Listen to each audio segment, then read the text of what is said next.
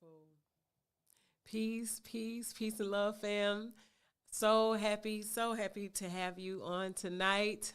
Welcome to Sex in the Church. I am Reverend Harris, and I have a marvelous guest with me to have a very necessary conversation.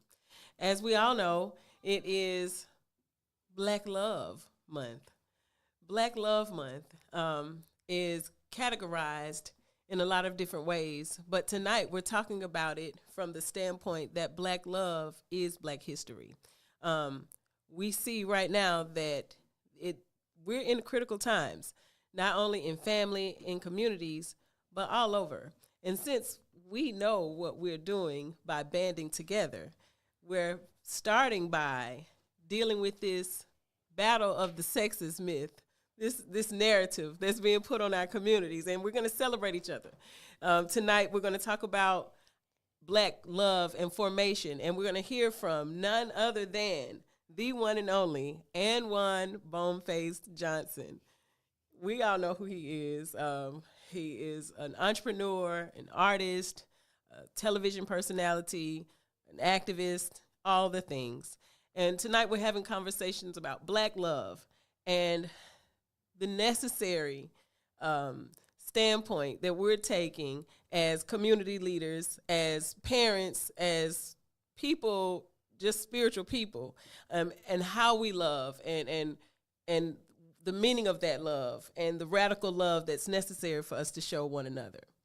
So thank you so much for having this conversation.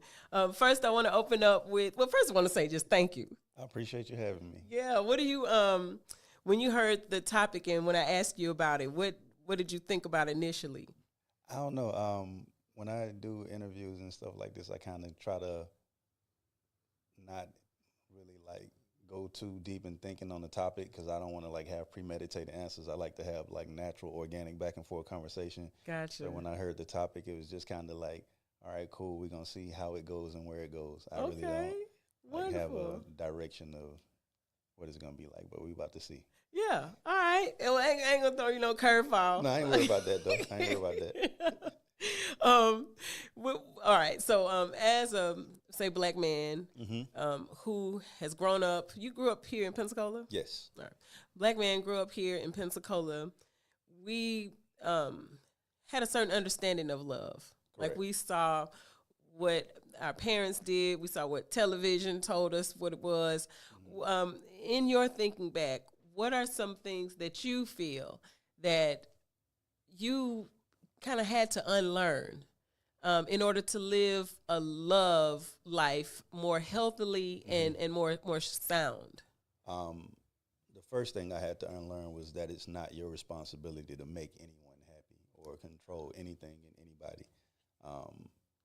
I think it's your responsibility to show up complete and show up whole, and your partner's responsibility to do the same. And I also had to unlearn that it's not on you to heal anyone's traumas. I think you're you're supposed to be there as a partner to nurture and support, but it's not my job to heal you. It's not my job to fix anything. That's and once good. I learned that, it kind of helped me navigate through love. Oh, that's dope because, a lot of us, we come with a lot of baggage. I don't know how many years old when I realized the Erykah Badu Bag Lady was about me. You know what I'm saying? I was funny. I was listening to that song the other day, and I was like, bro, this song got so many layers. Yes. So many layers. Yes. It's so many layers in that song. So, here it is. Because there are so many, say, Black women who have been, we could run the gamut of statistics of the things that we've gone through, from health disparities to sexual trauma. We do come with, and then being Black, right? And then being woman Black, and gendered in a society. So there is that one part of us that many of us have been traumatized. And without therapy kind of being a mainstay of the community, I do think that guys in dating, they run across the unhealed girl or woman pretty early. when you're talking about taking responsibility, I think that there has to be some way as for somebody else. You know what I'm saying? There has to be some type of narrative. There has to be some type of way, because I remember even being a teen dating, and it was never. I never thought about how me talking about my molestation was probably traumatizing my little boyfriends. You know what I'm saying? Right. Like I remember somebody coming to me saying that there are boys outside of PHS throwing rocks at his van. And that was their way of standing up for me. But I never thought about the fracture of the psyche that put on, say, my 15-year-old boyfriend. Like, I never thought about that until you said that. At what point do you think you made that turning? It took me, I'm 43. It took me damn near till I was almost in my 40s before I kind of started learning a lot of stuff. And I think that so many of us learn through trial and error because we weren't taught. Yeah. Like, I don't think our parents had the tools to teach us these things because they were raised in broken homes where survival was such the focal point of life that you didn't have time for the other things. And now we have the luxury of not having to focus on survival so much. So now we can learn certain things that we can teach our children. So that's why I really don't like blame anybody for where we are, just because we all were raised by somebody else. You feel me? Like, I don't think everybody's a product of their what they've been exposed to. But when it comes to that, I think not only, and I had to take that approach with the trauma because it's like I have my own traumas to deal with. Yeah. Right. So, and I think with partnership, the one thing that why therapy is so important, right? All a therapist does most of the time is sit there and listen to you. They're not trying to resolve anything. They're not trying to fix anything. They're not trying to remedy anything. Yeah. So you can find therapy in your partner, but I think the issue is that we all try to put on a cape and try to help someone heal their scars or try to cover. It's not for you to do that. My job is to sit with you while you heal. And your job is to sit with me while I heal and understand that you are healing and have some grace and have some empathy and some patience with that. And if you can do that, that's why it's like somebody who listens to you. People love to talk and be heard. And sometimes people want to just vent. They don't want a remedy. You ever been in a situation where you were telling somebody something and they tried to help you and it pissed you off? It's off. You're like, bro, I don't want help. I just want you to hear me. Like, you feel me? So I just think people want to be heard, and people just want attention. And if you can listen and give attention and focus on your person, that goes a long way. That's therapy in itself. Absolutely. Oh, man, you bring a lot of good points, but two that just keep sticking out is the fact that we use our mate, we use our spouse, we use our significant other as our therapist. That is, I think, why we have now become to this point where we start using this word toxic, like that a person is toxic, because just like you said, even with a therapist, you're really just talking it out. You're putting it somewhere, and hearing it sometimes puts it in the right place in your mind. So the practice, these are new practices. I don't think that the generation before us exercised the advocacy for mental wellness, you know what I'm saying, like we do. But then still right now, access is an issue. And so even if there is, I'm going to say, I'm sure that there are ways for us to find licensed therapists and make that readily available. I need to look into that, as a matter of fact, so I can put that on the show as a tag on certain parts, because access is still an issue in our community. And so a lot of times you are not healthy enough or well enough to even sit down and make those types of phone calls because you're worried about, I still got to pay this light bill, I got this water bill to deal with. The stress of where you are in your mind doesn't say thrive, it says survive. And so I like what you're saying in terms of a kind of a condition of a relationship should be be whole first. Be working toward it. You know what I mean? Right. And then date. I think that should be kind of a prerequisite. Right. And I also think that in our community we have to understand that there is no destination to like happiness or destination to being complete or whole. I think people have to understand that you are only broken if you want to be different than something that you are. I think that's why our parents were okay, because our fathers, like a lot of our parents didn't even know they had PTSD. They didn't know. They didn't even know they had mental health issues Right. because they felt like this is a normal climate. Yeah. Right? So it's just like if you go to Utah right now, you'd freeze because you're from Florida. The normal climate, your environment is different than that. Yeah. But for them, they walking around with shorts on, just because that's normal to them. Exactly. So it's just like the weather only bothers you if you're used to something different. So I think we're just being exposed, like now with social media. That's So why it's relational, is what you're saying. right, 100%, and it's an environmental too. So it's just like a thing to where I can be happy with something. I can be at home with my woman, right? Right. And let's just say we live in a neighborhood where there's only 4 other families, right? Gotcha. I have no outside access to anything, right? And I'm at home and I'm here with my family. I'm here with my woman. I'm happy as it gets, right? Yeah.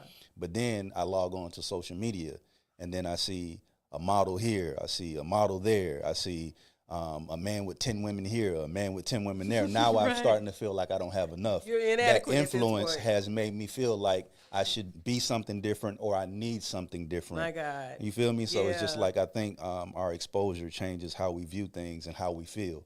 So it's like you got to watch what you expose yourself to. Absolutely. That determines on how you feel a lot of the times. There you go. That's another thing to unlearn. Oh, wow. Look who just walked in. How you doing, lady? At the perfect time when we're talking about nature versus nurture. No. But yeah, because that goes back to one of those things that you have to unlearn. I remember as a teenager, oh my goodness, baby, listen, if I was Lil' Kim, okay, you couldn't tell, I knew every lyric, and just the influence of that persona that was glorified made me develop in a particular way. Right. That I thought that, oh wow, this is good. This is what guys want. This is how I'm gonna, win the girl game by getting a great guy. And so it is true that these things that we see on not only what was BET back then, and not 106 in Park. What was ours? We had BET Uncut. We had Rap City. Rap City, BET Uncut, 106 in Park. Yeah, Yo MTV Raps. Yeah. Okay. So all these things that and then let's not leave out our lovely 93 BLX. Okay. Okay, with that. Well, we had Special Touch, So just all of these things that influenced us in media that kind of shaped, like you're saying, this outside. We good in the house. I was good as just a nice little young teenager. But when Lil' Kim said that I got to be this and that and this and that in order to be, Nika Foxy Brown with the same thing. So it began to shift. Y'all, Camellia is a wonderful community organizer. She is the only comedic yoga instructor in the area. She is a holistic health consultant, and most soon she will be a licensed mental health counselor. Hey man, I wish I had the amen and ashe. So please talk a little bit about kind of child development, teen development, and what Mr. Anwan was talking about was what he was unlearning as a black man. And then we're going to go a little bit into where black men are most misunderstood. Okay. So I'm going to start with the unlearning part. Okay. One thing is, a black woman, I was taught to be independent, not to depend on the black man. During the 80s, a lot of our black men went to prison. A lot of them were on crack, with the epidemic and stuff like that. Yeah. So we had to, take that extra role. We had to step up. We did. But yes, we still need our black men. That's been a misconception, And then when the white man came in and they say, oh, I give you free rent, I give you food stamps, I give you this, I give you that. We was like, okay, well, you can't be here no more because I need this. They gonna give me all this, But we still needed our brothers. We did. Because we see now what that has led to with our children. A man in a household is so important in raising our children these days, and I see it every day. Yeah. Most of the children that come see me, they don't have fathers, And some of them who come, they may have fathers, but they didn't have fathers in the household. and it makes a difference, basically. Wow. I mean, it just thinking about human development and the fact that it takes two people to make a child. And so sometimes it does become obvious when the lack of the other parent's presence It's needed. is It's needed. needed. Yeah. My friend told me last night, because I have a grandson. He's 3 years old, and he told me straight up, because I raised girls, and he was like, if y'all don't put y'all foot down with that boy, he is gonna run over y'all, and that's what the man is in the home to do. We're Right. there to nurture. They're there to make sure. Okay, you All right now. get yourself together now. Yes. That just to hear that man's voice in the house makes a big difference. It does. And you said something when you said that, and I think a lot of people miss this. Having a man in the house is not having a man in the house if the man that's in the house didn't have a man in the house. Dad. Yeah, you know what? I did miss that. Dad. Break that down a little bit. If like I think in my opinion, I feel like men have overcorrected. I think that we went from a space to where we were hardened to now we're over emotional, right? And I just think it's a thing to where we didn't find the middle ground. We just got to a space to where we cry more than women do, and naturally that turns a woman off. I think we a lot of the times ignore nature and start rolling over into the modern day of how things are, but we forget about what we are internally. Like Yes. most women don't even know what they're attracted to. They're just attracted to it, right? So when you show up as a certain type of man, that has a certain type of effect on a woman, regardless of if she's choosing it or not. So if you were like a man who wasn't raised by men who were raised by men, because I think I didn't have a father in the house. I had a stepfather, but he worked a lot, and he didn't have a father in the house, right? Oh, wow, So yeah. essentially, I was raised by women. So now, throughout my whole adult life, I'm unlearning feminine characteristics, like arguing with women, going feminine back and forth, responses being to life, being yeah. catty, and it's like I had to start catching myself, and like reevaluating and reassessing, and it ruins a lot of relationships. And it's just a natural turn off to women. You can be strong, you can be tall, you can be dark, you can be handsome, you can be rich, but if you're not a man at your core, a woman is going to automatically be turned off by that. You feel me? So, and it's a natural thing that happens, and you don't realize you're doing it, and she doesn't realize you're doing it. It just doesn't feel right. Wow. You feel what I'm saying? So it's just one of those things I had to start finding those little things in the little chinks in my armor to fix to become, you feel me, find more, and it's I just, hear you, but I want to. Am I hearing you say that having conversation? No, you're saying being catty. not necessarily, there's a lot of traits that men have that like are feminine traits. You Like feel me? what? Being catty is one of them, right? Like for instance, right? Most women have a hard time expressing, like coming to the man with something truthful, Yeah, right? Because he responds in an emotional fashion versus a logical fashion. We're the creatures of logic, right? You guys are creatures of emotion. So if I come to you with something emotional as a woman, you're supposed to be able to help me balance my emotions. Okay. If you come to me with something logical as a woman, I'm supposed to be able to help you balance your logic. Okay, gotcha. Right? But if you Okay. come to me with something logical and I respond emotional, then You throw the balance is you thrown don't out. have you don't have a man. You have a girlfriend. Oh, what? You feel what I'm saying? Okay. Yeah, and I think that that's why I aim it towards me, because I hate to come on platforms like this and talk about men and men feel like I'm pandering. No, these are my characteristics that Right. I had to correct, that I Yeah. caught. And what it does is, like, I'm putting the mirror up to you now to where you can look for where you were like that in the space to fix it. Because it's about resolution. It's not about blame. It's about trying to figure out what the issue is and how we can correct it. I see. Yeah, so it's just like I was raised around women.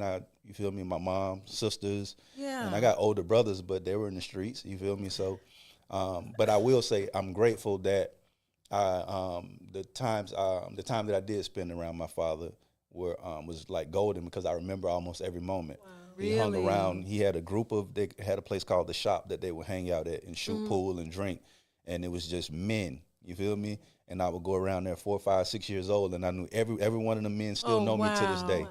And everyone that's still living knows me, and at I that. still can remember gems and game that I got from these men. So it was just like I wasn't a completely lost cause, but I can only No. think of how it affects someone who didn't have even that little at bit. all, You feel right? me? Yeah. So And oh my God, I think about the hole in my heart. But first of all, let me say this about that sense of community that your dad provided, and how important that sounds like it was for you. yes, And how extremely important. If I could have gotten 5% more of that, it would have changed. It's life changing. Wow. And I think that's why I love working with kids and athletes and just putting in like reward systems for kids to make them function a certain way, because I think what we don't understand is that kids just want attention. They don't care if it's good or bad.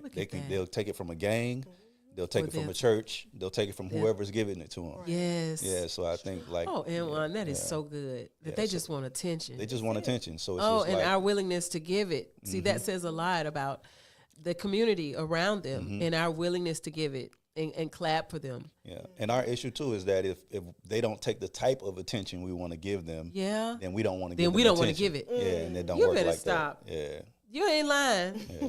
I know that's right, because if you ain't come on up in here and do this chess tournament, what is you talking about? Exactly. Rap? What are you talking Exactly. about? I don't want to do that, no bro. rap. Yeah, exactly. Exactly. I ain't into that. This is a lot. I feel convicted. How they say it in church, if you can't say amen, just say ouch. Ouch. And I want to go back a little bit to what you said about, because I'm not saying I have a hole in my heart. Well, we do have holes in our hearts technically, but my heart goes out. I have a deep sensitivity to the thought of the little boy without the father, and what that does, or what that can do to a person's psyche, and the devastation, and how that has for so many of our young men and our boys who were traumatized because of, they look back and they felt that sense of unworthiness by not having a linkage or connection to their paternal family. Yeah. Just like you said, just that little time that you had, and then the fact that your father named you, with them. He was like, hey, this is mine. And he took ownership of you, and how so many of our boys do not have that. And that level of pain, and how that lives out and makes itself evident in our community. Camelia, please talk a little bit about that, and what we as a community can do to kind of offset not only the pain that we find in the boys, but the pain that we see in the men who have not healed as boys. And instead of us dating them, what can we do? Thanks, Queen. Woo, that's a lot. I'm gonna speak to what's on my mind right now. My thing is, first of all, we as women have to let the fathers be fathers. Thank you for that, Queen. You taught me that, like, for real. We have to release and let go of being the mother, being the grandma, being all of those things, and let the fathers be the fathers, because a lot of the times we keep the men away from the children, for one. As far as what we can do as far as helping young boys, it's difficult because, I've had children come in my space and they say, well, I talk to them about different mentor programs, where they be Lamplighters or Big Brothers, Big Sisters, and they've had, I'm not Lamplighters, but one of them told me they had a negative experience with a certain organization. So it's like, it's difficult to send them into certain spaces when you think they're supposed to have a positive experience and they don't. Right. So it's important for us to find a way to get them connected to someone that they can relate something to. That's authentic, something right, that's gonna natural. lift them up, not be a man that's egotistical or something like that, because they bring them down. You know what I'm saying? For a certain pocket of our community, nobody wants them. Let's just be honest. I've been in church sometimes, and I'm the first one to say, yeah, I'm in the community. Cool, pastor. But then somebody comes in a church and, say they're smelling like pee. Oh, Lord. Or their skin is, there's something going on with their skin, and they want to hold hands, and they want to, this really tries you. And people, you want to be down until they want to come to your house and take a bath, or you know what I'm saying? Not really, but we have something about us that we want to help, but not for everybody. Yeah. And I think that's problematic. And there are little children, teens, and people who are resistant to help, to wanting to connect, just because the perception of they're going to be judged. Yeah. Do you know anything about kind of how we can offset that part of it? I think the first thing we have to accept, though, is that shaping children is not always going to be pretty. It's not always going to be fun. It's not always going to be something that they like. And I think it's difficult for women to let fathers be fathers sometimes because it doesn't look like you want it to look. You feel me? Yeah. But that's the whole point of allowing him to be a father, because he's going to do it in a fashion. It's going to get ugly sometimes. It's going to be ugly sometimes. Yeah. But speaking to your point on like how a lot of people don't want to do things, because a lot of the times I find myself in a space to where I'm the only one doing it. Mm-hmm. And it's like I can't save the world.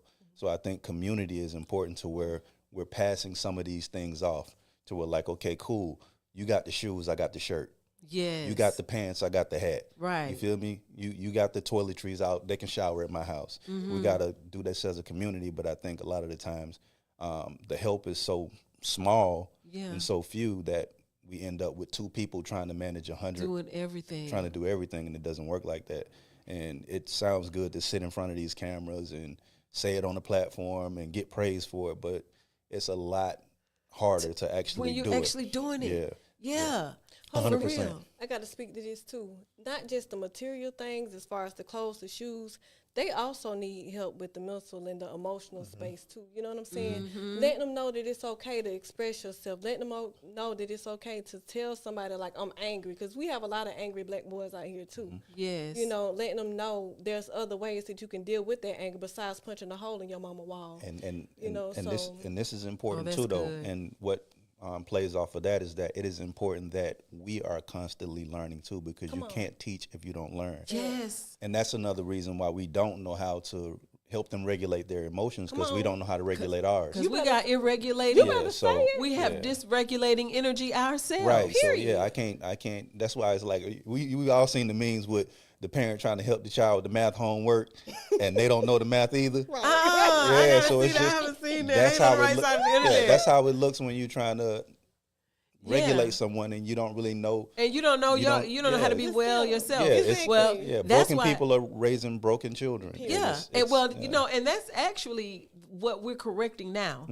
Because think about it, all the people that we know, in our circle, y'all, we are all in the tradition. Think about it. We can really talk tonight. We can really talk. I'm gonna ask y'all some other questions that ain't even on the list. Because I want to talk about love. I want to talk about love and the tradition, and I want to talk about love spells. And I want to ask y'all something about that. So we gonna get to it. Hold on. Let me go ahead with the boys, with the black boys. So really, this need for us to want to care for them and want to have a comprehensive this community, and to make sure that we all kind of are participating with the wellness of black boys should be kind of a mainstay. And what I was going to say is things are really shifting. We have gotten to the point where we are willing to say, I'm sorry. We are that generation that we're kind of, you know, bridging the old with the new, and we're closing things out from a karmic standpoint. I just told my boys yesterday, or did I say I'm sorry? Yeah, I did. I just told my boys this morning. I'm saying I'm boys. They're grown. But I just told my boys I'm sorry for something this morning. I was like, I'm sorry. You know, and so just demonstrating, I feel like we're correcting. We're going into y'all remember, what was that show? What was the movie with Marty McFly? Back to the Future. Back to the Future. Oh, wow. Back to the Future. Y'all remember Back to the Future where he went back and made some changes, and then he came back into this alternate 1985 that was so good. His dad had money. They had the same house, but they were happier, right? So I think that we take that opportunity in real time with prayer, with meditation, because that's really what I did. I had to go pray. I had me a good old prayer. Matter of fact, I'm going to shout out DT. They had 3 nights of prayer. They had their first 3 nights of the month. But I had prayer and then meditation. I had to really center my thoughts and realize that I was putting things on my sons that the way that ain't got nothing to do with them.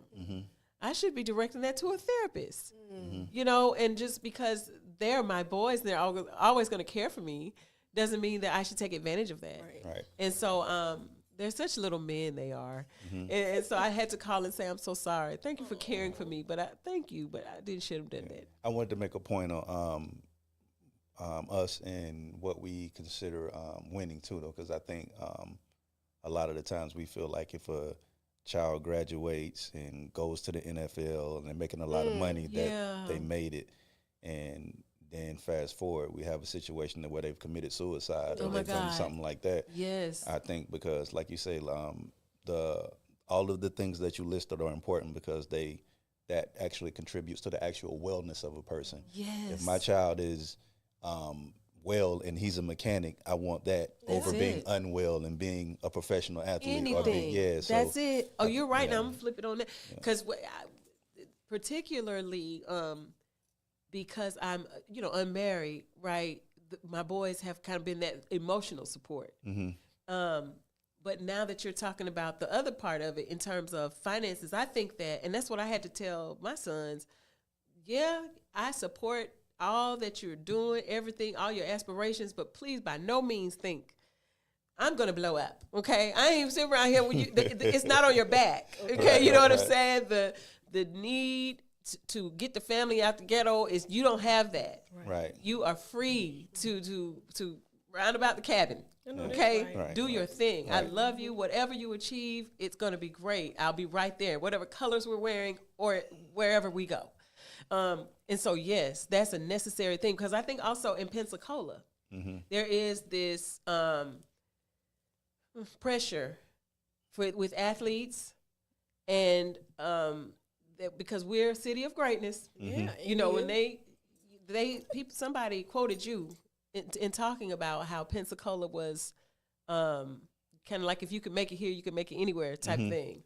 And so I do agree with you, sir, that there's a lot of pressure on these athletes. And if you don't end up like Derek Brooks, if you don't end up like Emmitt Smith, if you don't end up like Roy Jones, then, or all the others, then somehow you failed the community. And we as a people need to recognize that is another weight of the financial expectation of, are you going to be big, or even probably not even finances, but just the fame of it all. That's a lot of weight to put on black boys.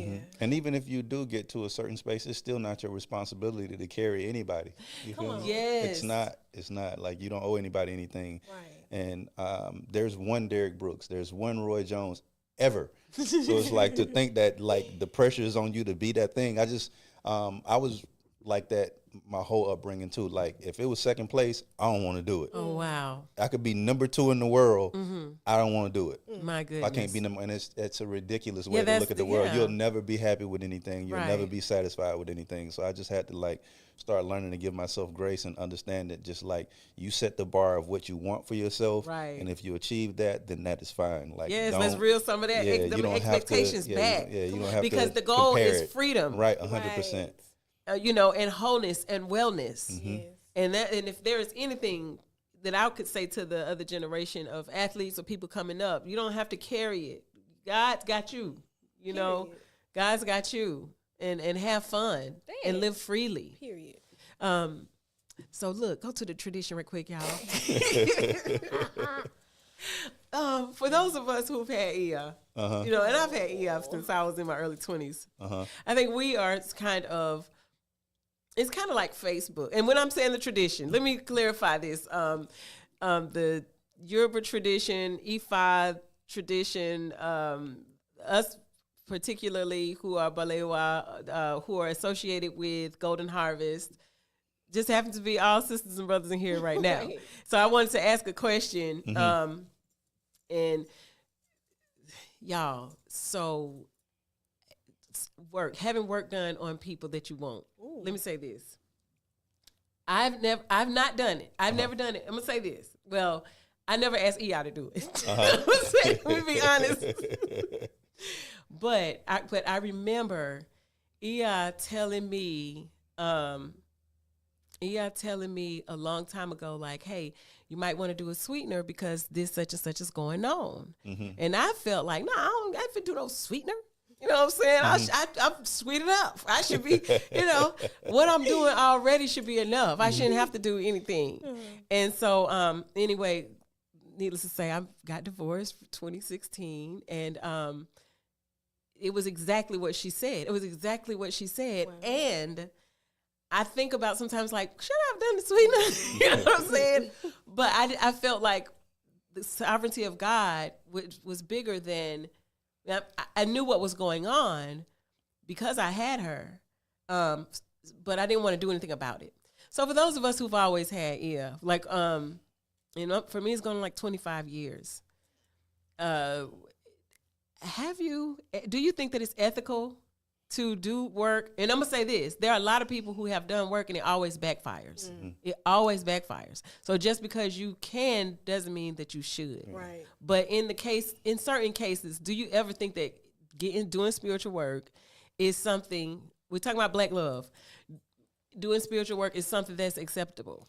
I've never even thought about like going that route, but I know for a fact I've had it done on me. Stop it. I promise. I know I have. You ever been in the space to where it's just like the work is the work. Yeah. The work is official, right? So when it's just like I was like stuck like in this random thing where it was just like, bro, why am I drawn to this person? This like, right now. Bro. Like I don't even see them like that. Right. And I'm just like, and then I kind of later found out that that's what it was. That it was some energy intentions being thrown. I was just like, bro, I don't know what she put on the mat or what she threw to, but it worked. What you put on the mat? Some pigeons, some goats, a whole bunch going on. I was like, Jesus Christ, release me. What kind of warriors you got going on? Yeah, but it came back and it was just like, it's just like, that's what it is. Yeah, that's what it was. Funny. So, I just feel like it's cheating. I feel like it's like unclear to me. It's almost like going to like look at the answers and then taking the test and act like you know, like, nah, you just got to let it be what it is. Period. But in the process of it, because I've seen it done, and I'm gonna lie, there's this one occasion where I almost really wanted to tell her, but because I was talking to her about it and she didn't, I just heard it in her voice like, this is nothing that I need to be doing. I'm better than that. You know what I mean? But I ain't gonna lie. It would have changed my life. Golly. I would already have my BBL by now. I'm just saying. But anyway, so, but ethically, I feel that it is restraining someone's free will. And my free will was definitely gone. What's that gone? Gone. Y'all, how did I get comments. Here? Hold on, y'all. Ridiculous. Anybody? Can you see what the comments are? I can look. Let me see. But yeah, So, and then at the same time, I know that when you do it, because I've seen it done. When you do it, you got to keep doing it. And so, that's when I start thinking that when people start saying, "Oh, y'all with that voodoo and y'all with all that stuff," when you misuse anything, that's when I think it becomes dark. Yeah. But what's funny though is I think in any culture, like church could be dark, Christianity could be dark, everything could be dark. All of it's spiritual. I think people don't understand that everything falls under the same umbrella. It's just like communication, right? Communication falls under the same umbrella. We just speak different languages. Yeah. Right? So we all speak a language and somebody else speaks a language. But if these people get together and speak a language and wish something ill on us, it's the same darkness. So and we're talking about, it's really the power of human intention, the power of the human mind, the collective consciousness. 100%. When we as a people start seeing love or a person as a superficial cog in our wheel, as just, oh, he's my man, right? Instead of a whole human, then you're susceptible to wanting to manipulate his spiritual free will because you're seeing this man out of a lens of your own sexual fracture or sexism. You're objectifying, not really objectifying. You are utilizing, because you need male validation and social blah blah blah. You are detracting from this person's free will, so you can't love them. Yeah, you love you. You love. Yeah, you love you. Yeah, you love you. Yeah, you love you, and you're gonna do whatever to make sure you good. Yes. Right. Yeah, I wanna ask you about something called limerence. Ooh, what's that? Oh, Wait a minute. Say it one you more heard time. about it? No, go ahead. Do you It's- want me to read these first? Yeah, go ahead, read. Okay. Mhm. So, Benson said, "What's up, family? What's up, What's up, B? B? All right. Robert Hall, y'all talking good. Olivia, hey, Lo. I Hey, Rev, how you doing, Reverend Robert? Who is that? Olivia. Olivia. Hey, Lo. Lo, what's up, Lo? Erica says, she said, and I saw her at the store today. I love you, Erica. We love you, Erica. She said it is imperative to balance the masculine and feminine energy in a relationship, keeping in mind that some men are naturally more feminine and vice versa. Neither is wrong, but must be understood and learned. Let's talk about that before we go to the next Okay. comment. I do believe that there is, because God is equilibrium, that there is no such thing as male-female roles, Come on. and that there's no such thing as a male and female way of processing. This is just me.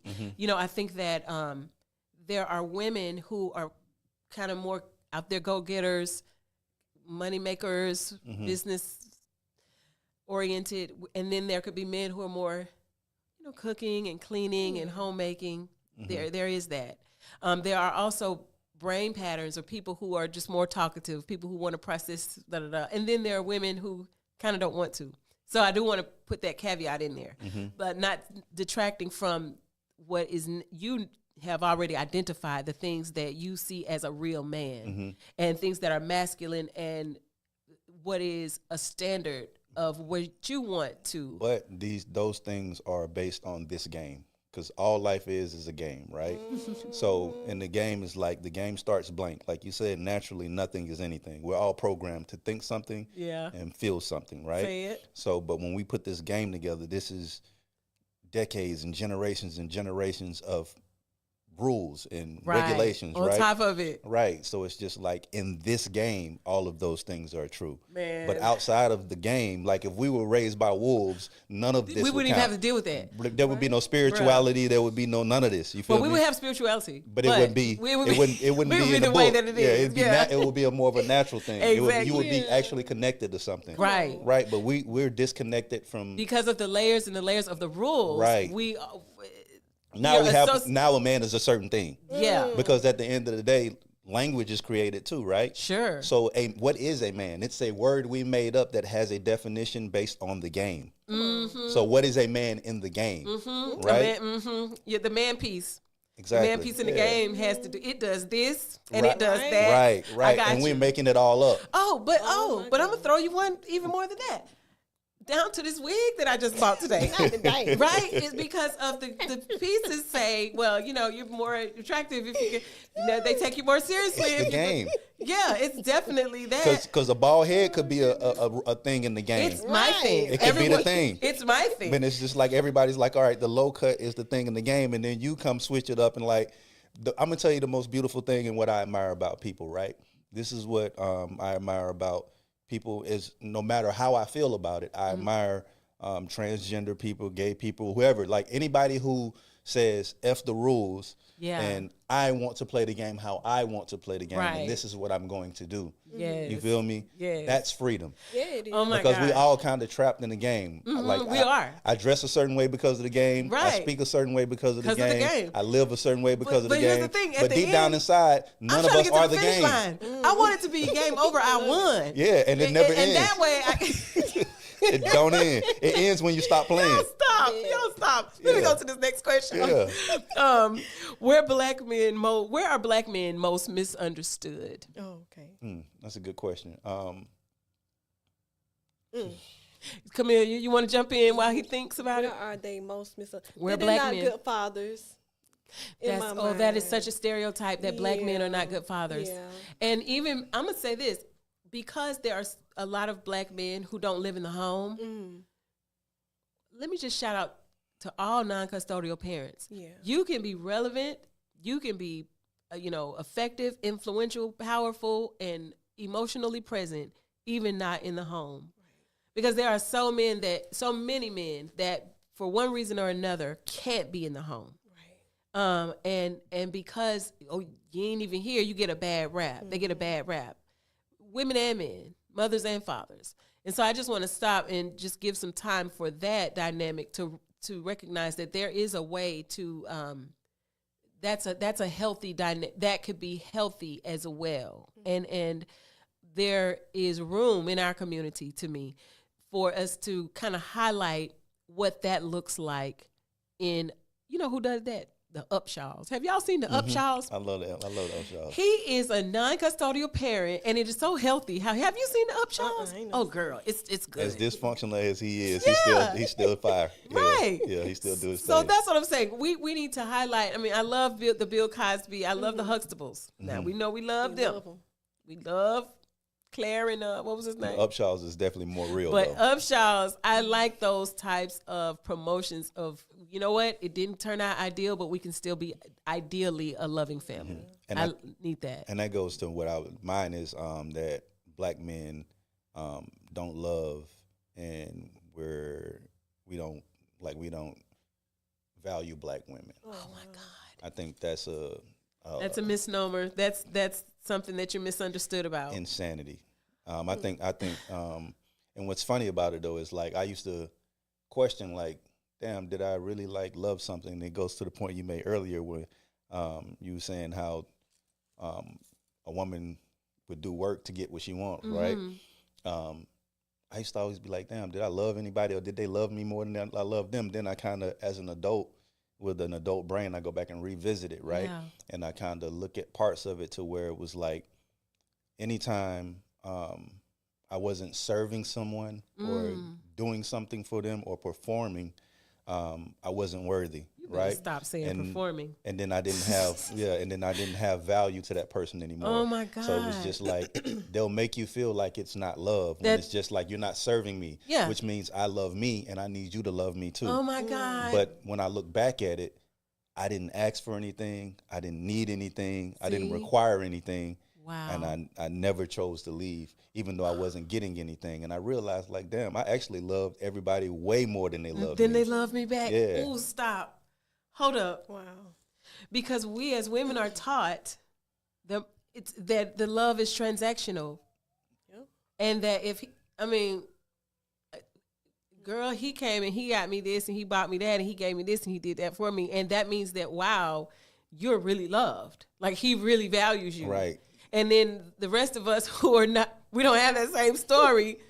It's like, dang, what's wrong? Like, what's going on here? But I think that I never thought about it from the other side of it, that maybe that is a standard that has been set with men. Yeah, it's crazy. And all y'all have to do for us is exist. Well, I think that's fair now. All you have to do is exist, which is and as a man, that's not a complaint, right? Right. Like But I'm never yeah. gonna complain about not getting something because I understand the value of a woman as a Yeah. whole, like the presence, the thing that it brings, like it enhances everything. It's almost everything you eat needs a seasoning. Yes. Like we don't really like chicken, we like seasonings. That, yeah. Sure. You feel me? That's it. So it's not the chicken that's the thing you like. That's just the texture. It's the seasoning that makes the food good. Everybody, whoever got the best wrist game, you feel me, gonna have the best restaurant. Right. Women are the seasoning in life. So if Oh you don't my have no God. seasoning, you don't got no meal. I love that. Thank you. Yeah, so it's just like, I was like, I appreciate it, just the presence, because it's like I got seasoning for everything I'm doing. I can build this and sprinkle a little bit of her on there. Right, and it's a win. It's bam. better. You Right. feel me? Yeah. Yeah, so But then at the same time, on the other side, oh man, that you just brought that up. The expectation that women have in dating to be kind of showered with these trinkets of love and romance and appreciation, whereas the men don't ask because it's not manly to ask. But when maybe it would be a nice thing for us to do that. Maybe it would be, and you don't have to do anything. Just leave me with something to season. Oh, okay. Like I'm giving away everything I have to season to keep the Yeah. seasoning. I Yeah. got the seasoning, but no bird, no chicken, So, no meal. help me build and substantiate. Yeah, or allow me to build without Yeah. being a distraction to that. Uh-huh. Yeah, because the one thing we want is peace. Like, just let me go get this without being a hindrance, without being something extra, because I already got this over here to worry Right. about. I got that thing. Don't be a thing to worry about. Oh my God, that's it. I Yeah. think that Yeah, that's it. yeah. Don't be a thing to worry about. And because we come with our own bag of lady. Okay. Green bags on orange bags and yellow bags. I'm gonna have to worry about you. I'm gonna have to worry about you, bro. I get to But that's worry. it's your job to worry about me because Yeah. I'm outperforming for us. I like that. Yeah. Again, we go back to the thinking that in order, a prerequisite for being in a romantic relationship is a certain level of wholeness, a certain level of health, a certain level of you have to be healthy enough to not superimpose your fears of what could happen onto another person. Oh my. And I think it is extremely important. You just- Yeah, the first thing that's the most important thing is the choosing, right? Choose somebody you don't have to complain about. Choose somebody that has the things that you want, because there's nothing wrong with having a preference, right? Right. I'm not gonna be mad at a woman and say I need a man to make 100K and he's this and he's that and this that. That's cool. You feel me? But make sure you're in position to deserve that first. Make sure you're good on your end, Right. And when you get that, just like be content with that. Don't Yeah. complain about it, but don't settle for anything less than that. You know you want somebody to make 100. You go get somebody that make 30, and you give him hell for not making 100. that- You chose know it. What? That's true. Yeah, But go then- go get your preference so you don't have to complain about Don't it. get your preference so you don't drive me crazy. Right? Not- Yeah, don't come over here like, baby, I'm 6'1". Right. I'm never gonna be 6'5". But see, a lot of people don't choose based on their preference. They choose because they're desperate. Yeah, and that's They on you. you Yeah, know, that's and so- that's the accountability that you got to take. Exactly. Yeah. Yeah, and you know, a lot of times we have not even sat with ourselves long enough to figure out what a holy preference. Yeah, I like that holy preference. What a preference is a holy preference. What is a holy preference for us? That was a slip, but not really, because if I know what my preferences are, then I can start attaching them to why I have those preferences. And is this about me boosting my ego, getting my BBL? Or is this about, you know, what God has for me to help build in the community? Because I do strongly believe that marriages are now owned by the two people or plus, whatever your marriage or marital arrangement. They're not owned by the people. They are owned by the community. And it's the responsibility of the two people who made the vows to keep it up. It's, you know, but it's owned by everyone. And that's why, you know, at weddings, it's like I do and it's to everybody and we all witnesses, and it's a thing. It's a community thing that the community celebrates, because it is supposed to be an institution that brings health and wealth and stability and value to the community. So I ain't never heard that put like that. I know, right? Yeah. well, you know, that's how the way God has instilled it, y'all. Come on now. But it's crazy. It's crazy though how we adopt things and do things and don't even know the core of them. Exactly. Like we don't know most people don't know what marriage was for. Yeah. Yeah, marriage was not something that was based around romance. It's Right. not created for that. It's fine if it's there, but it's not created for that. It wasn't for that. Yeah, because it's not based on a feeling. It's not based on an emotion. It's if you're going to spend your life with someone, you have to understand that you might not like them all the time. Yeah. And you might not feel as happy as you do. If you marry in the Right. moment, you're marrying for the wrong reason, for the and it's wrong not going to reason. last. Yes. Yeah, It so has it's- to be purpose. Yeah, it has to be purpose. And it has to be a direction. Like you said, it has to be thought out. Right. This is what we doing. This is what we building. I'm not marrying somebody that got a hammer and I got a hammer. I'm going to marry somebody I'm a hammer, they got nails. Yeah. Right. Yeah, that marriage makes sense. Hey, and that's what we did. That is our history. That's our culture. The arranged marriages of this region and this region, the queen from, you know, the princess from this region and the and then it's about values. That's the reason why a lot of them have closed communities, though. Why you have these things like, I don't want to say it, but I'm just say Jack and Jill. I'm not saying it. I'm not saying they're bad. I'm saying that it's a closed community. For sure. It's a pay to play with us. You know, if your granddaddy not a judge, you probably not gonna be in this right here. I mean, you know. Yeah, we're one of the few countries that don't function like that. What? Yeah, most countries function like that. It's just like, that's why in places they have kings and queens, and it's just like, if you're not of royal blood, you can't even be in a certain you can't space. even be with us. Yeah, what are you over here for? Like, yeah, you Right. Your dad was a carpenter. You're not gonna be more than a carpenter, and they got it capped that way so they can stay in power. I think people forget that a lot of things were based around power, control, and structure. Wow. And they didn't care about your emotions. Yeah, but here it's like, that's why everybody called it the land of the free, because you can be whatever you want to be.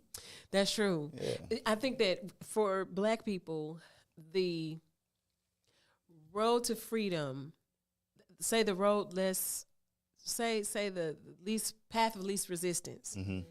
We've always tried to go that route because that's why you have people that pass, you know, and maintain the white life because they're passing.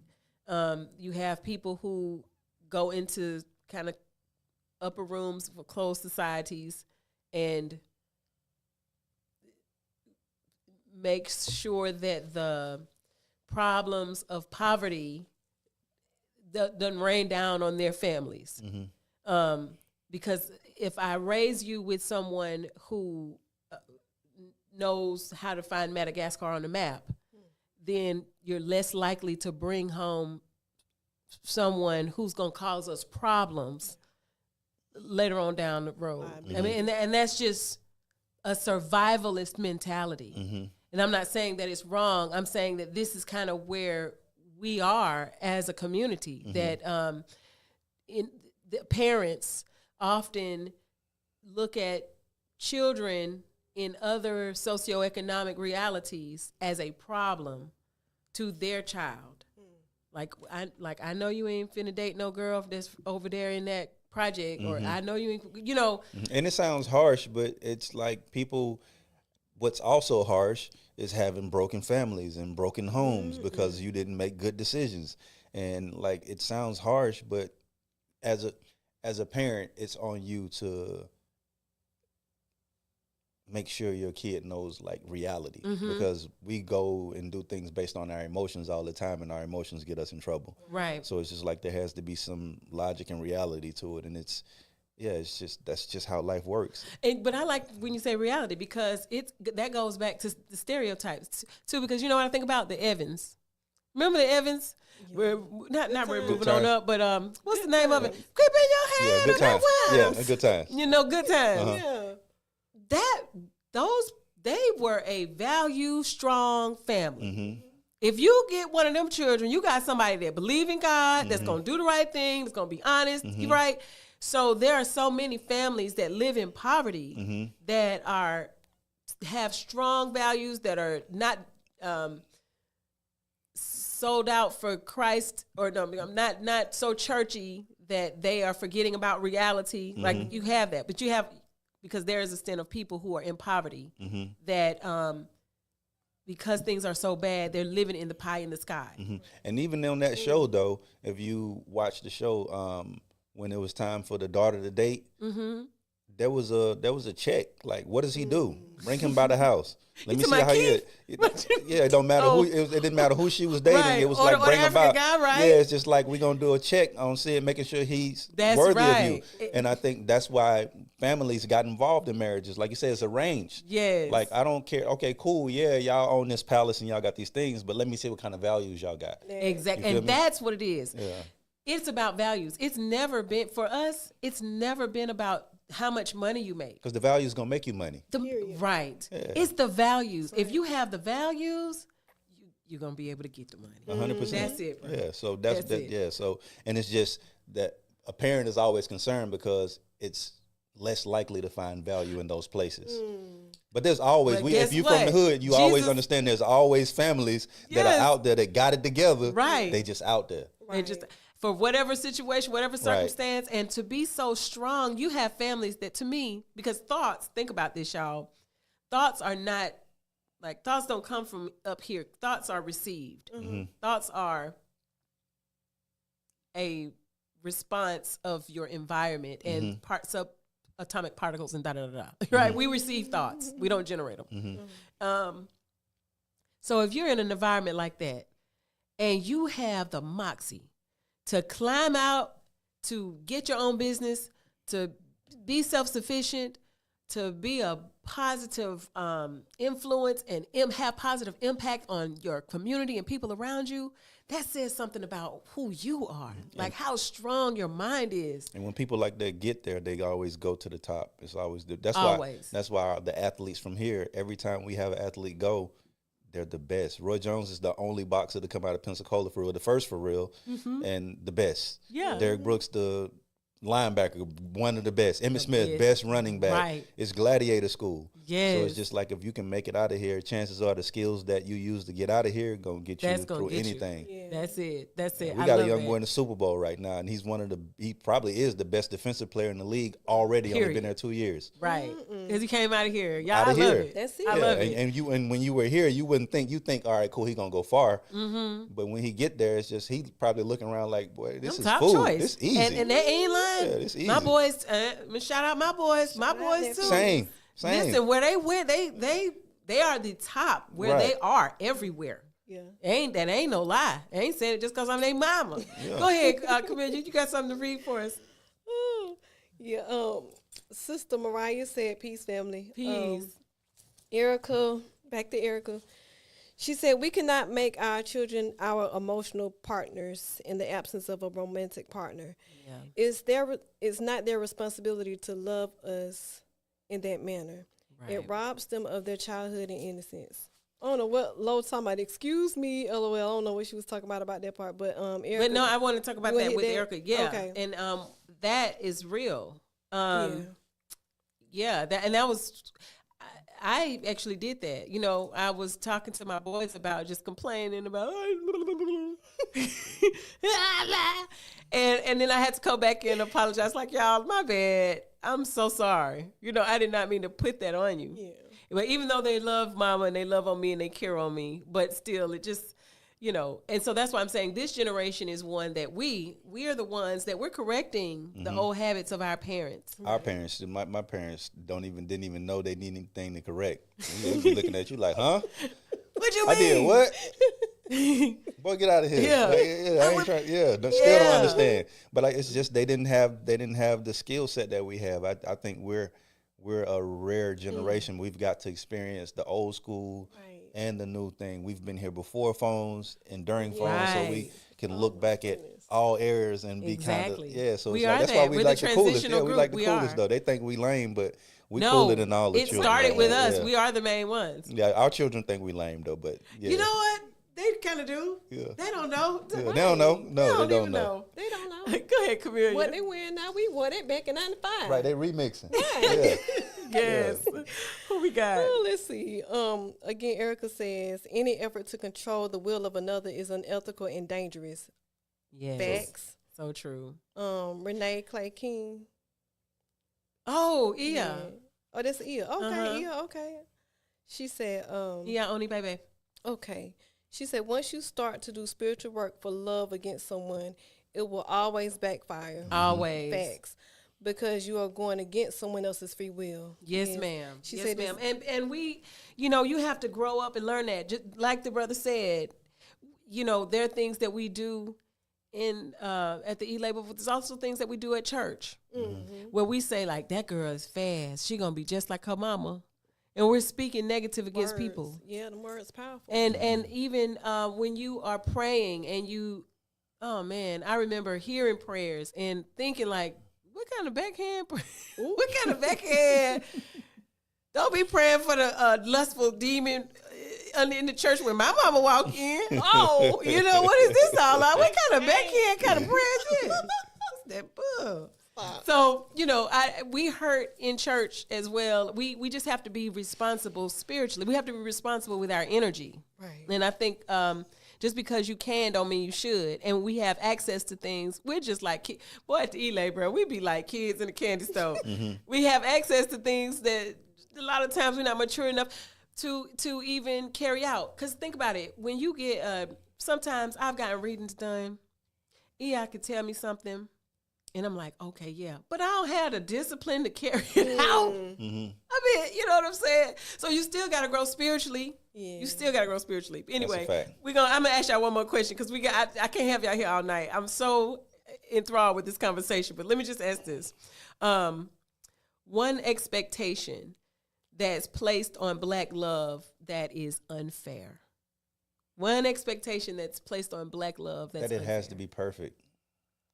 That it has to be perfect, that you have to be happy all the time, and that it has to look like everybody else's love. I think every relationship should have its own template and its own set of rules and its own standard and its own expectations. I think we go wrong because we all just adopt one way of doing something, and we all just try to carry it. We dress different, we talk different, but we all love the same. Like how that happen? Yeah, no, don't make sense. We all can't be like Peg and what is it? Peg and on the Bundys. Yeah, what's his name?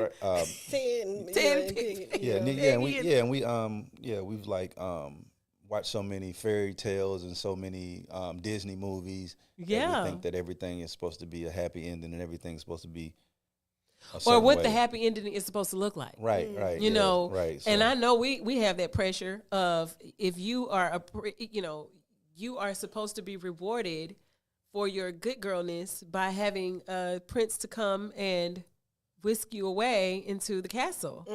And if you don't have that, then apparently you're not a real princess. And so we find ourselves kissing frogs and trying to make people be a prince just to validate the fact that we're actually princesses. Right. Go ahead on, because I know we got some comments. Okay, I'm gonna read. I mean, but go ahead on and you already know about the expectation that you think we put on Black love. I agree with you, brother. Like for real, like it got to be perfect. If he ain't doing this, if he ain't doing that, then it ain't right. If she ain't doing this, if she don't look like that, it ain't it. So. Yeah, and we quit so fast because of that. Yeah. If it doesn't look like we think it, like everybody else says it's supposed to look, obviously it's not good. Right. You know what? You just made me think about. I don't know why. I should not even be thinking about this, but I just thought about athletes choosing women that don't look nothing like their parents. I know that this is off the subject, but maybe it's not, but maybe it is, but maybe it's not. So in making this decision to get a wife or get the girlfriend, that this person has to look like the beauty standards that are highly celebrated amongst Black people, or a woman that has a body shape that is going to impress my homeboys. I think there's a lot of pressure. There's a lot of pressure for men. I'm saying athletes because that's what you see, you know, or even rappers or people who are highly visible, that they are choosing people that fit beauty standards that are, I don't know. I have an unpopular opinion on that. I think environment plays a big role in that. Like my son went to Pensacola Christian early, then I sent him to Beulah, then he went to Beulah Science of Academy of Science. Okay. Right? Most of those schools are 90% white people, right? So his first girlfriend she was white.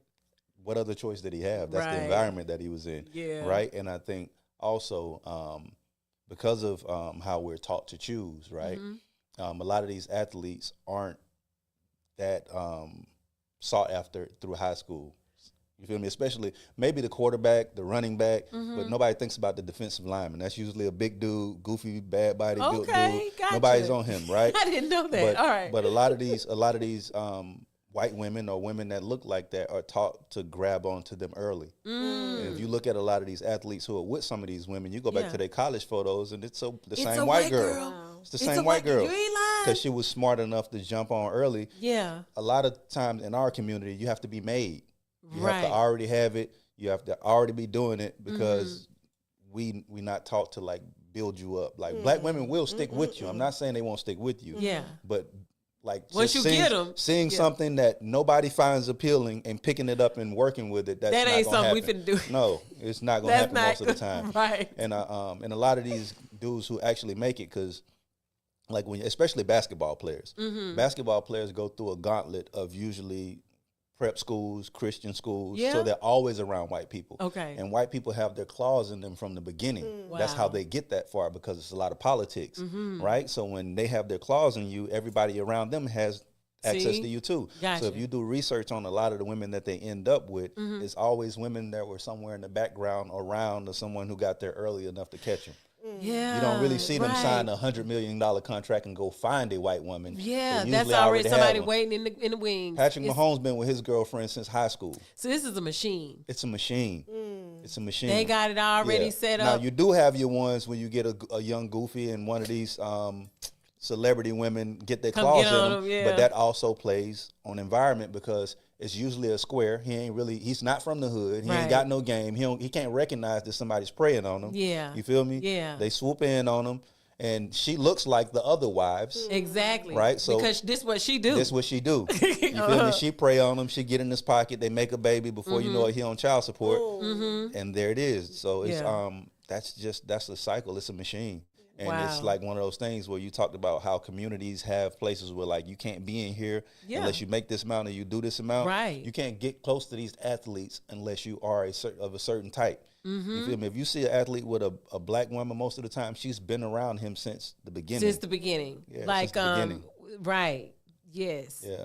That's it. Like Yeah. O'Shea Jackson. Like what is it? Ice Cube Ice has his Cube, girl. like, He got been Kim. there from the beginning. Right. Yeah, These it's- ones that have been there from the beginning. Denzel Washington. They've been there from the beginning Yes. are the ones. Yeah, But that's- if you catch them, especially when they're young and impressionable and they're thinking that, I'm going to get I guess it's to my point I was saying what is perceived as good in relationships and how there's this pressure to choose a trophy instead of a companion. For sure, for sure, for sure. And that's something that we need to revisit as a society. We need to raise the standard. I'm not saying that people need to be just like all out sloppy and messed up. I'm not saying that. Right, What right. I'm saying is, I like the dark skin at Viv a lot more than the light skin at Viv. Right. And more not. It was only because she was dark versus light. Probably. Right. And Right. it's good to see sisters winning. Right, 100%. And it's just like when you're not invited or welcome to a lot of spaces, it's always like you're supposed to cheer for people. Like we're tribal, so we Yeah. go with things that look like us, but we can't like discredit the trophy sometimes, because sometimes the trophy is solid too. It just looks like a trophy, but it's still solid. You feel Yeah, me? Like that's true. Because some people just have the luck of having a beautiful woman who's solid. Who's also solid. Who's also That's solid. True. Yeah. You So ain't I just lying. think when we see a beautiful woman tied to an athlete, we Automatically automatically assume thinking that like that it's she because of the ain't beauty. him. Yeah. Yeah, because You money right. money make you look better too. Because I've seen some athletes that have their regular girlfriend from back in the day. $100 million, you gonna look like a trophy. You I'm will. Yeah, you gonna go fix You some will. things. Look You at gonna go move some Glorilla. stuff. Look at She Kim came- Kardashian mom. Look What? younger than Okay. them. Bruh. Right. Yeah, Yes. it's that money will do Money it. will Yeah, make it. sometimes Do you it. just broke. You ain't ugly. You just broke. Bro, let's. Cam, do you have anything final that you want to say regarding us and relationships and trauma recovery? What I'm saying is, a lot of times while we're in relationships, we are in people with scattered maturation. And that is when you are one age chronologically, where you're another age emotionally, you're another age, you're just all these different ages in one person. A lot of times because of trauma we experience at certain ages, we stop development. Yeah. And you wind up in relationships with grown folks that actually are adult boys Yeah. or adult girls, and you not know it. Bone talked about it a little earlier before you came. Said it. You said it. You said it. Tell me a little bit about kind of your take on us as a community and how, we know that how we love determines how we as the health of our community. And so what advice would you have from the standpoint of a family therapist, the effect that we're having on the next generation? What advice would you have in telling us how to handle trauma when we see it in relationships. Instead of telling somebody, oh, you're a narcissist. Because you know I'm gonna say that. We gonna run to that. He's just a narcissist, girl. He a narcissist. Oh my goodness. It's such a cop out. It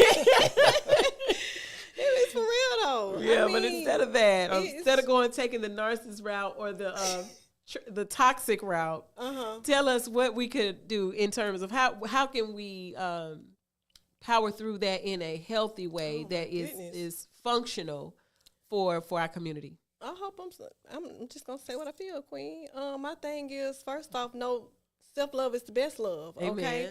Amen. When you find yourself in the space of a person who drains your energy or is bringing you down or does not elevate you, you need to release and let go. I know it may be difficult, however. Oh wow. You got to let go. It is. Because those type of people are people with those qualities or those traits. They will give you whatever you want. It's like you depend on them. You need them. So it's hard to let go. Right. But you got to let them go. Period. I call them junk food. What you call Really? it? Junk Junk food? food. Tell me more about the junk food. It's just one of those things that you crave it. It tastes good. It feels good, but it's not good for you. Yeah. And in the long run, it's going to cost you. Yeah. Every time. Yeah. Every time. Wow, y'all. Yeah, do we have any more comments that we need to before we close out tonight? Because we didn't show enough had church. I'm about to do the benediction. Oh, Lord. I'm trying to get somewhere to. I had a question for you. Yeah. All right, cool. Being that you're in the culture, and first of all, I think that I got to say that I think you being in these spaces is a beautiful thing because it serves as a bridge, right? Usually when you have someone who's deep in the church, it's a narrow bridge, right? Your bridge feels safe and welcoming to everybody, no matter where they're from. And I think that's extremely important to get people into the spaces that they need to be in. Well, praise God. But, I wanted to ask, being that you're in the culture in the church, how is that received in the church? Because a lot of people are like judgmental and look at something a certain way. And I tell people all the time, I'm just like, they ask about the culture and I'm like, bro, you don't have to stop going to church. It ain't got nothing to do with nothing. You feel me? I'm just like, man, you see. So that's the question I have for you. That's good. That's good. Well, let me just be totally transparent. I was going to get initiated. And I was going to talk to Ia and I was like, we had been rocking for a while, about 10, 15 years, and I was ready. And I think my sister had anyway, to make a long story short, I got a reading done, and she says, Arisha says no. I'm like, what? She said, you're supposed to be a Christian pastor. And I was like, I don't even go to church. I have my own church. I don't even like being there with the folks. And next thing you know, I was in Bible college. Next thing you know, I was in seminary. Next thing you know, I had already had a calling that I have been running from. My first calling was I was 6. The second one was 17. And the last one was I was 33. And so I answered. And I did not, I'm going to tell you what she told me. She said, you're going to go off to seminary and you're going to meet Christian professors and they're going to teach you more about Ifa. And I was like, yeah, lying. Like she got no, she's a little off. But I promise you, when I got to seminary, which is one of the best schools in the country, had some of the top professors, scholars, theologians, black theologians. And I actually, the dean of homiletics, which is kind of the science of preaching, was Baba Ogunwale. He's known all over. And so, yes, I was there in Atlanta. I went to Ile Ori, and they gave me my name, Temilade. I remember walking in, and the lady was like, it's time to have your naming ceremony. Just one day, random. And so a couple weeks later, we prayed, and it went down. And so when I got to school, because I went to the type of school that was interdenominational, meaning that everybody was duking it out with everybody else. We learned rhetoric from every denomination.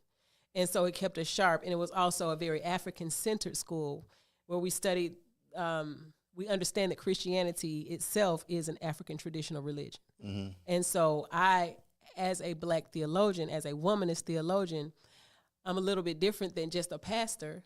I did get ordained. I am an itinerant elder in one of the oldest denominations on American soil. But as a theologian, it's my responsibility to see theology and how God shows up in the world in all people. And so not just, some people were ordained, some people went to school at a place that was started by their pastor. You know what I'm saying? And that's cool too. Right.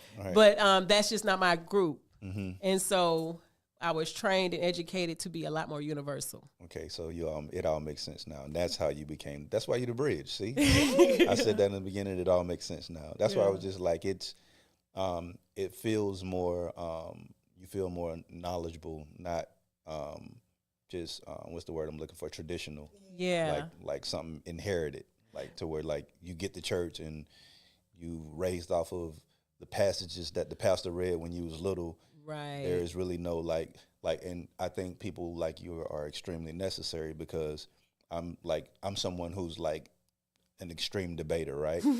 And I think a lot of pastors aren't equipped to handle a debate with somebody who asks logical questions. Out the box questions. Right. So it's just like if I come to you and I'm just like, well, where did it originate since you're studying it? And this is what it is. It's just like you like this. You feel me? So now I got to be sharp too. Right. You feel me? And then that turns into a educational session versus a debate. You see what I'm saying? Yeah. Yeah. So well, you need to go. Well, look, I do Sipping Scriptures where we have esoteric Bible study, and we talk about all of the things. Really, it's not. There are so many scholars. There are so many people in Pensacola that love to study religion. We all get together and share. That's fire. And that's really what it is. That's fire. Yeah. So definitely looking forward to that. Camellia, limerence. This is the last thing I want to ask you. Yeah. Limerence. Oh. Did you look it up? No, I ain't looking. Okay, limerence is when you think you're in love, but you're not. Limerence. I think this is the right word. Look it up because hold on. Spell it for me. Hold on, I gotta make sure I spell it right. I just seen it. Limerence. It's like when you are infatuated. It's like you're obsessed with the idea of somebody. Yeah. Instead of the actual person. Is that the name? Am I saying it right? You said it right. The state of being infatuated or obsessed with another person, typically experienced involuntarily and characterized by a strong desire for reciprocation. Help me. Reciprocation. Help me, Lord. Of one's feelings, but not primarily for a sexual relationship.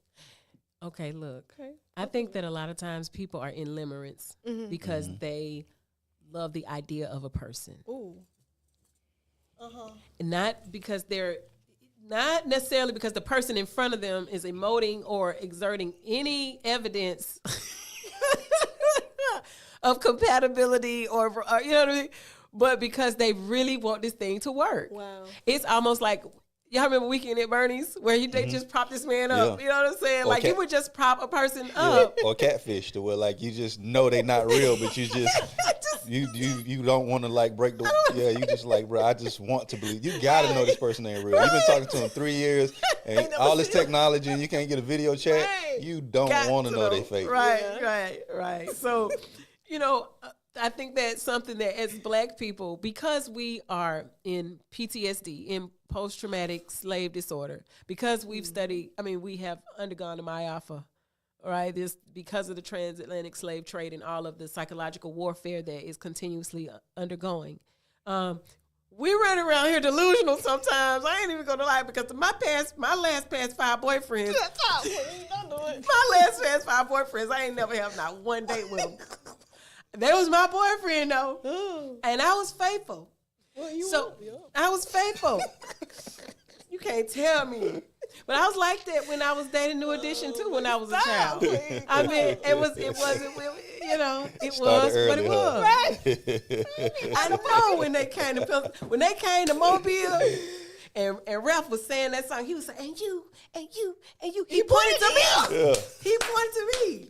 That's that programming we talked about. Right. Yeah, where, like when you little and everybody like picking up these characteristics. Yeah, I think all y'all was in limerence at some point. Right. Oh my goodness. Look, y'all, we have had. Do y'all have any last words? Anything you want to say about Black love and how the health of Black love shows up in the health of the community? I just want to say, be patient with each other. Come on. Yeah, be patient with each other and choose what you want.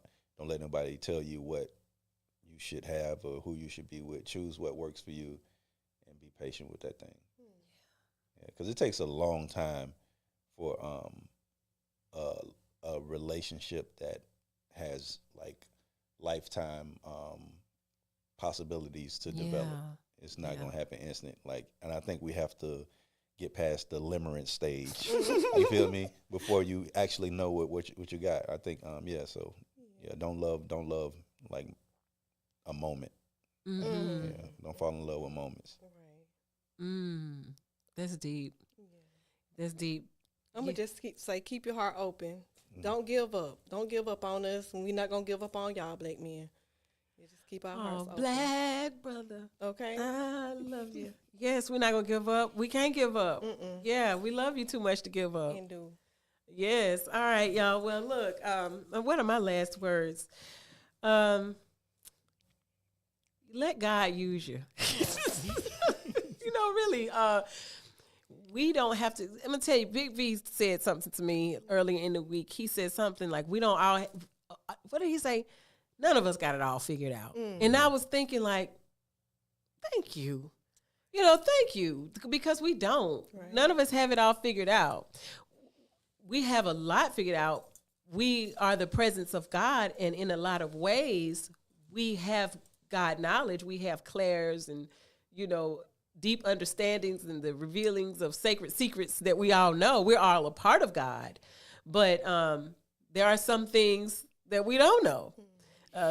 Some things we do have God knowledge on. Other parts we don't. But when we all get together and we all put our God knowledge with your God knowledge and your God knowledge, we have God knowledge. We know. And so the issue is that if we are loving to the best of our abilities, I think this says something about loving your neighbor as you love yourself. If we're loving our neighbor as we love ourselves, that means that we're loving ourselves first. And as I am going through my healing journey and loving myself more and more and filling my cup up more and more, and what is spilling out becomes abundant and something that I can share with others. So just remember to seek ye first the kingdom mindset of God and that righteousness, and all else will be added unto you. Continue to love each other, love yourselves, be safe, and thank you so much for hanging out with us tonight. Peace.